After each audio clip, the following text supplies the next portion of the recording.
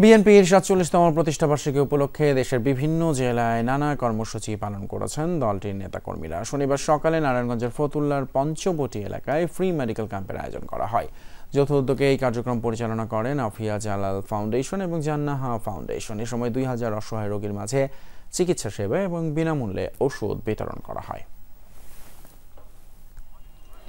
নওগাঁয় সমাবেশ করেছে স্থানীয় নেতাকর্মীরা। শনিবার বিকেলে নজিপুর পাবলিক মাঠে আয়োজিত কর্মসূচিতে নেতৃত্ব দেন জেলা বিএনপির সাবেক সহসভাপতি খাজা নাজিবুল্লাহ চৌধুরী। এ সময় বক্তারা বৈষম্যহীন আগামীর বাংলাদেশ বিনির্মাণে আসন্ন জাতীয় সংসদ নির্বাচনে সকলকে বিএনপির মনোনীত প্রার্থীকে ভোট দেওয়ার আহ্বান জানান।